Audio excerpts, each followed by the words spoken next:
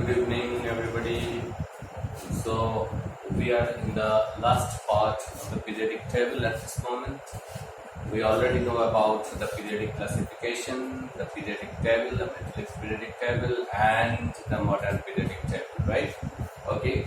So, in the modern periodic table, we know that there are 4 different blocks, and we all know about the 4 different blocks. Now, I told you in the beginning that there are 92 elements which are natural and remaining 26 elements till date, or maybe little more than that also, okay, are synthetic. Synthetic means man-made, okay. But as I told that the scientists used to make the elements, new elements almost every year, okay, to stop that. But these elements are all useless elements, actually they don't have any use in chemistry. To stop this particular thing, what the concern, that is IUPAC had done, that they told that okay, you may make the elements fine, but the naming has to be given by us. You have to follow certain rules for naming that particular element and giving the symbol to that particular element, okay. This actually helped stopping the discovery of the elements, unnecessary elements, I should say. Discovery, I will say making of unnecessary elements, okay. So what we're going to start with today is the IUPAC nomenclature of the elements having atomic number 100 or more. It's actually applicable for the 3-digit atomic number. So it's IUPAC nomenclature for atomic number, nomenclature for atomic number should be either greater than or equal to 100. Okay, it's more or equal to 100. That is 3-digit atomic number. Okay, they framed a rule, the simple rule they framed.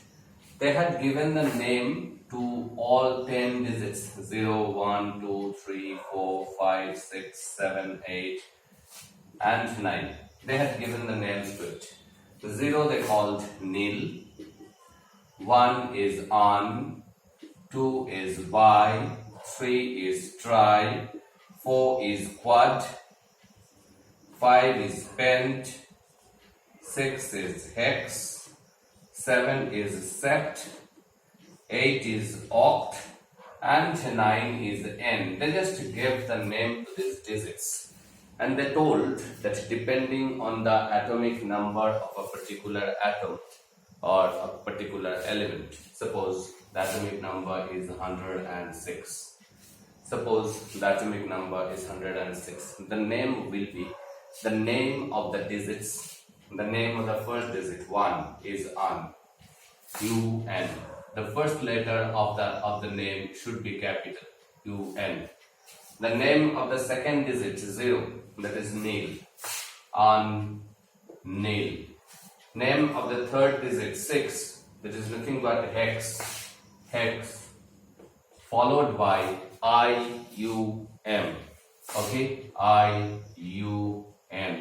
So the name of this element having atomic number 106 is un-nil hexium. Okay, and the symbol of this, it's nothing, it's very simple. The symbol of this is the first letter of each digit with the first letter of the symbol capital. First letter of the first digit is U, has to be capital. First letter of the second digit is N, and first letter of the third digit is H. So the symbol will be UNH. That is how they named the elements. If I do one more, suppose 1, 1, 5. So what should be the name of this? This is pentium.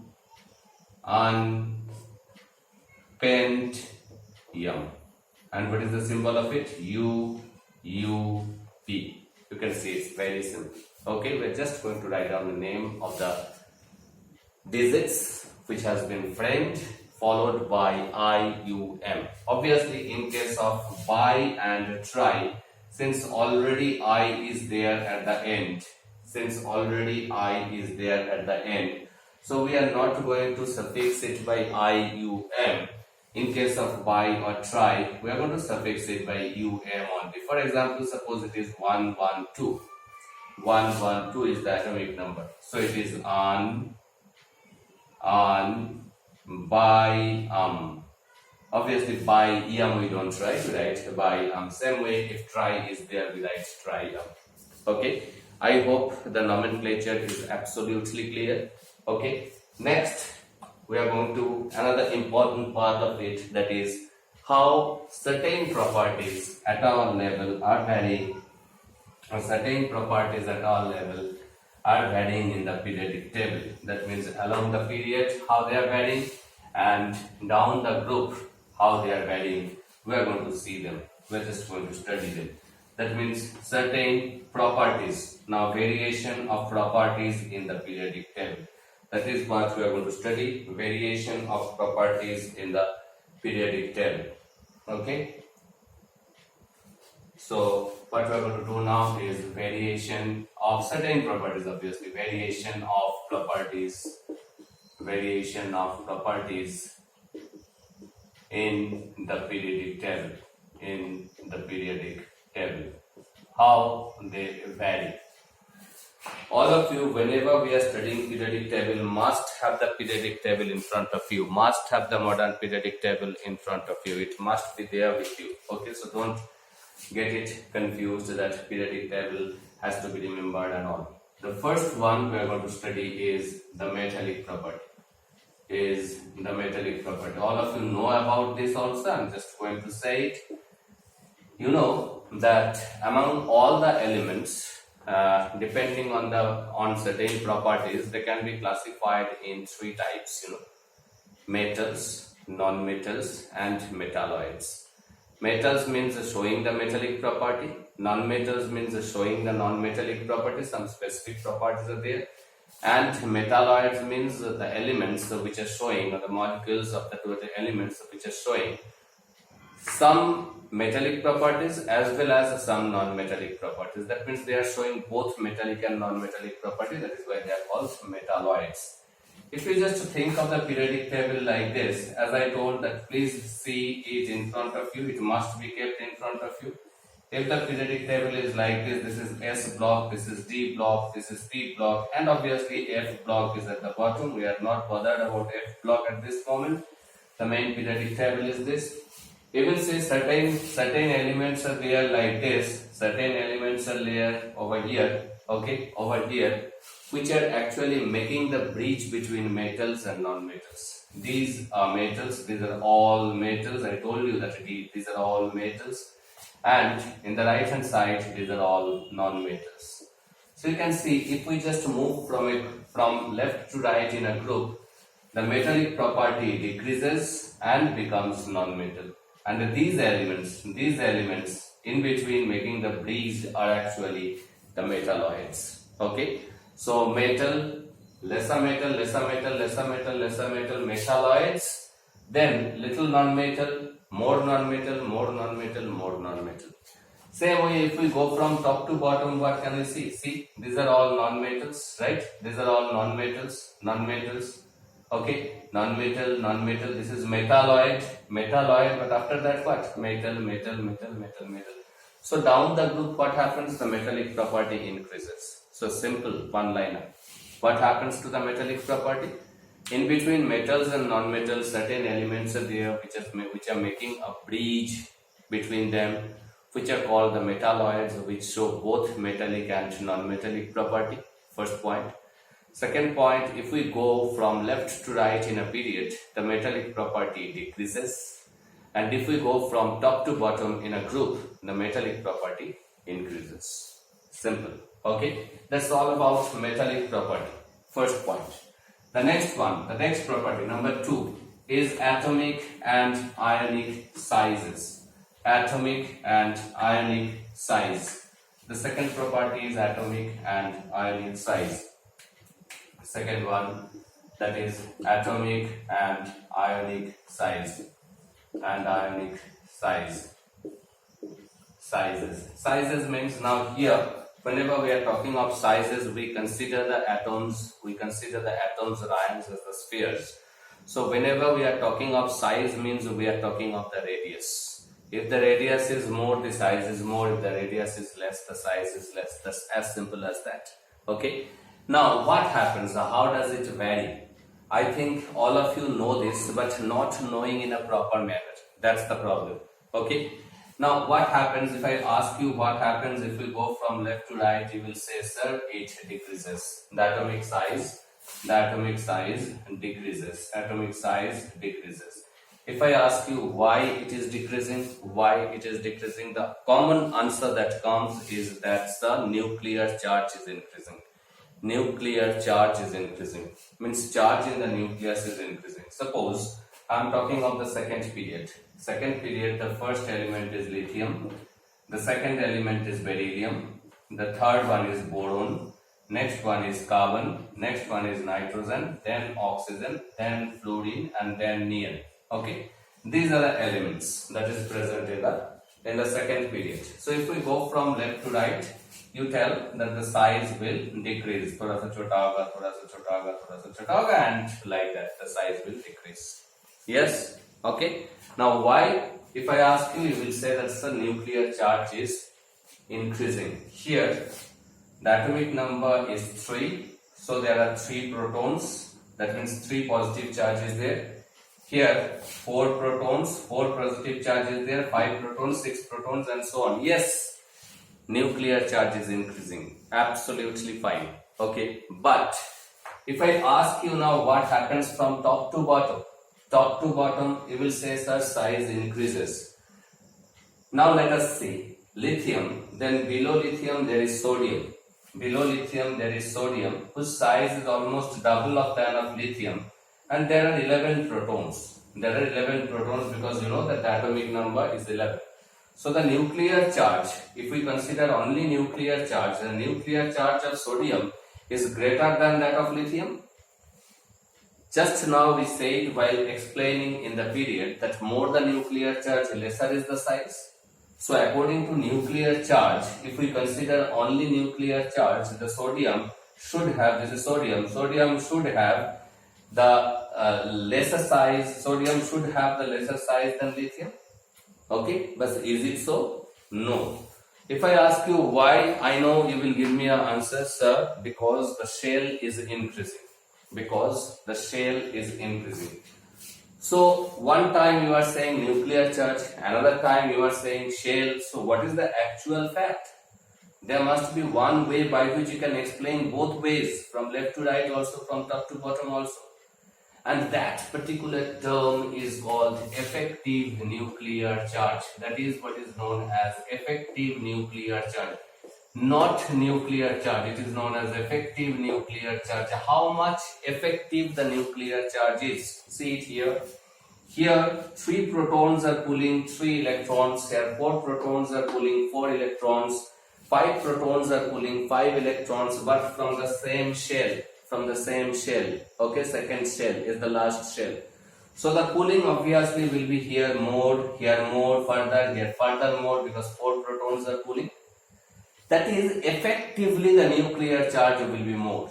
Here 11 protons are pulling. How many electrons they are pulling? 11 electrons they are pulling. 5. But they are pulling from 3 shells. So effectively the pulling will be less. And if the effectively pulling is less, the size will be more. Okay, and that is what is known as effective nuclear charge. So just by this particular term we can define, or we can say, we can explain that why the size is varying like this. The size is decreasing from left to right. Size is decreasing because effective nuclear charge increases. And from top to bottom, the size is increasing, right? Because the effective nuclear charge is decreasing. I hope all of you understood this. Okay. Now let us talk about ions. Suppose we talk about simple one. Suppose we talk about sodium and sodium positive. See, we can say it now very easily, very easily. Sodium and sodium positive. Sodium and sodium positive. That is a cation. How a cation is formed? By the removal of one electron. In sodium, there are 11 protons. Please understand it. There are 11 protons and there are 11 electrons. 11 electrons are there. Okay. So 11 protons are pulling 11 electrons. But how the sodium positive is formed? One of the electron from it has gone out. That is how sodium positive is formed. So in sodium positive, but the number of protons is still 11 proton. But how many electrons are there? The electrons are 10. 10 electrons are there. So here 11 protons are pulling 11 electrons. But here 11 protons are pulling 10 electrons. So where the effective nuclear charge will be more? Obviously in the cation. In the cation. So the cation will have smaller in size than the corresponding neutral atom. Very simple. Okay. So a cation will have smaller size than the neutral atom. Why? Again the same thing. Because of the effective nuclear charge. Cation में effective nuclear charge ज़्यादा है. Okay, it's more in case of cation in comparison to the neutral atom. Now same thing if I talk about an ion. Suppose Cl and Cl negative. Okay, an ion. Cl, there are 17 electrons and 17 protons. In a chlorine atom, there are 17 electrons and 17 protons. You know that. 17 protons are there and these are pulling how many electrons? 17 electrons. Clear? But how Cl negative is produced? How Cl negative is produced? By the gain of one electron. It is gaining one electron. So still 17 protons are there, but the number of electrons now is 18 electrons. So earlier 17 protons were pulling 17 electrons, now 17 protons are pulling 18 electrons.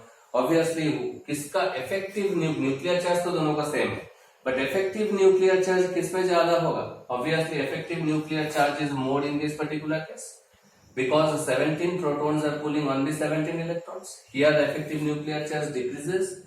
So if the effective nuclear charge decreases, the size will increase. Size of the anion will increase. So about an ion we can say it has got more size than the neutral atom. So this is all about size. What did I say? The size of an atom or an ion could be explained by effective nuclear charge. First point. Okay. Now what is effective nuclear charge? Effective nuclear charge means the nucleus effectively is pulling the outermost electron. How? Strong. That is effective nuclear charge.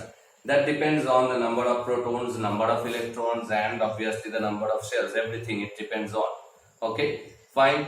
What we see is that from left to right, the effective nuclear charge increases. Okay, since the effective nuclear charge increases, the size decreases. From top to bottom, effective nuclear charge decreases. Since the effective nuclear charge decreases, the size increases. What about cation? Cations are formed by the loss of electron, and if the electron is lost, the effective nuclear charge increases. So the size of the cation will be smaller than that of the neutral atom.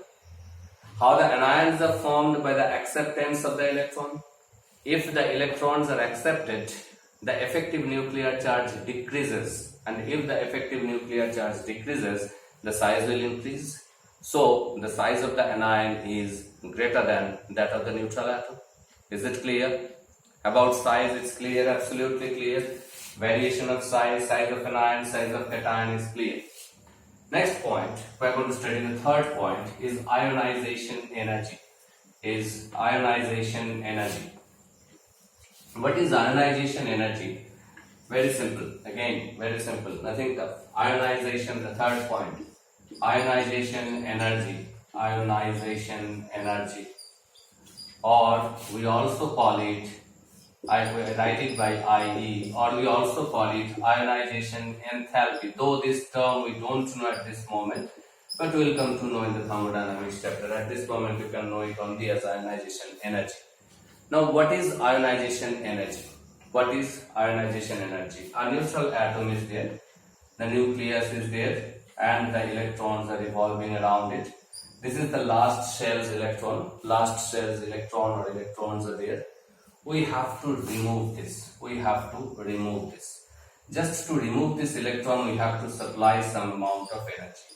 obviously to remove one electron from the outermost shell, we have to supply some amount of energy.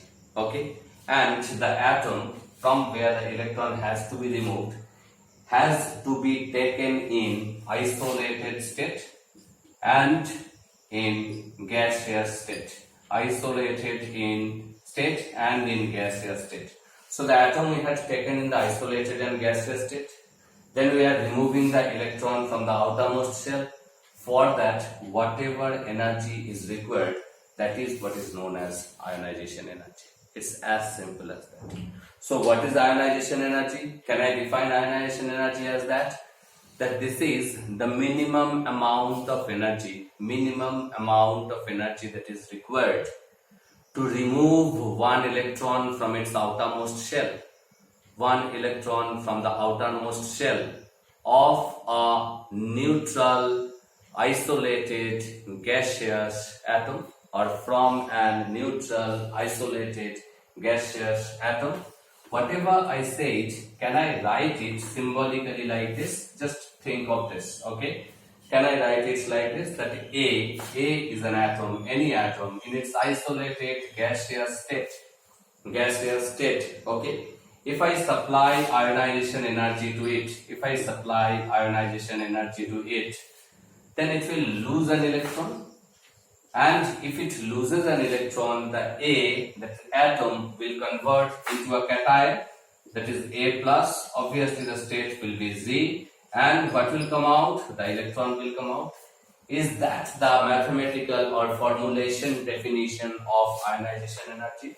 The amount of energy required to remove an electron from its isolated gaseous state of the neutral atom is called the ionization energy.